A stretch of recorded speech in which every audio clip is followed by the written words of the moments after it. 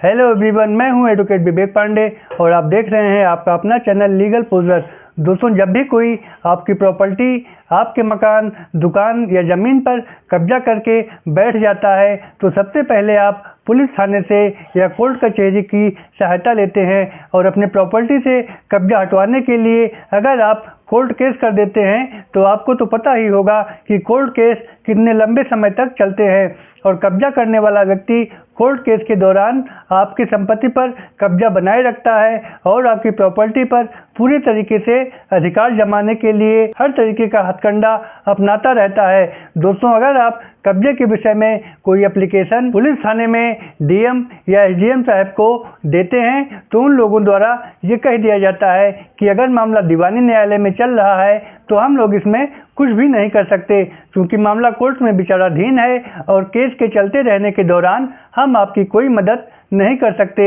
और आपके एप्लीकेशन पर ऐसा लिख भी दिया जाता है कि मामला कोर्ट में विचाराधीन है। तो दोस्तों, कोर्ट केस के दौरान आपको ऐसा क्या करना चाहिए जिससे कि आप अपनी प्रॉपर्टी पर जल्द से जल्द कब्जा प्राप्त कर सकें और आपकी प्रॉपर्टी का फ़ायदा कब्जा करने वाला ना उठा सके। तो दोस्तों, सबसे पहले आपको जब भी आप कब्जे से रिलेटेड सिविल सूट फाइल करने जा रहे हैं तो आपके पास प्रॉपर्टी से रिलेटेड जितने भी पेपर्स हैं उन सबको फाइल करके टेम्परेरी इंजेक्शन कर सकते हैं और ऐसे मामलों में फैसला भी जल्दी किया जाता है। दोस्तों, अस्थायी निषेधाज्ञा का आदेश तभी पारित किया जाता है जब न्यायालय को आपकी प्रॉपर्टी पेपर्स के माध्यम से पूरा विश्वास हो जाता है कि अस्थायी निषेधाज्ञा पारित करने के लिए आपके पास ठोस आधार है और प्रॉपर्टी पेपर के माध्यम से प्रतीत होता है कि प्रॉपर्टी आपकी ही है। तो ऐसी कंडीशन में न्यायालय द्वारा आपकी प्रॉपर्टी पर अस्थायी निषेधाज्ञा का आदेश पारित कर दिया जाता है और ऐसा आदेश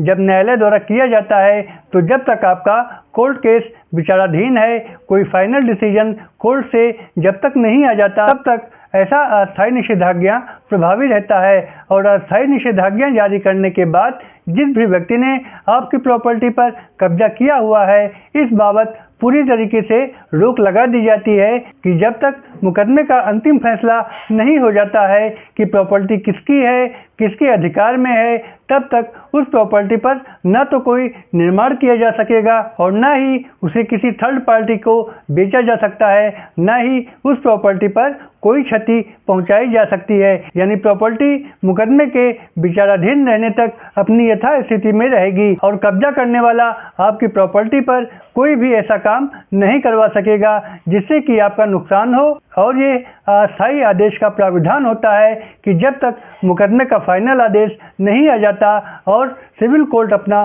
फाइनल डिसीजन नहीं देती तब तक ये अस्थायी निषेधाज्ञा का आदेश बरकरार रहता है और इस तरीके से आपके प्रॉपर्टी का कोई भी नुकसान होने की संभावना समाप्त हो जाती है और कब्जा करने वाला आपकी संपत्ति मुकदमे के दौरान न तो उपयोग कर सकेगा न ही कोई निर्माण करवा सकेगा। इस तरीके से उसका भी इस प्रॉपर्टी पर कोई कब्जा नहीं रह जाएगा। नेक्स्ट है दोस्तों, कब्जा होने पर कब्जे के दौरान आप स्पेसिफिक रिलीफ एक्ट 1963 के तहत आप याचिका दायर कर सकते हैं और इस विशेष राहत अधिनियम के तहत आप कोर्ट में प्रॉपर्टी के ऑनरशिप से रिलेटेड सारे डॉक्यूमेंट कोर्ट में प्रस्तुत कर सकते हैं और ऐसे में न्यायालय द्वारा ये देखा जाता है कि प्रॉपर्टी के सारे पेपर्स आपके नाम पर हैं और जबरन आपकी प्रॉपर्टी पर कब्जा कर लिया गया है और न्यायालय द्वारा ये भी देखा जाता है कि प्रॉपर्टी पहले किसके नाम थी और आपके नाम कैसे आई। तो अपना स्वामित्व साबित करके आपको फास्ट ट्रैक कोर्ट के माध्यम से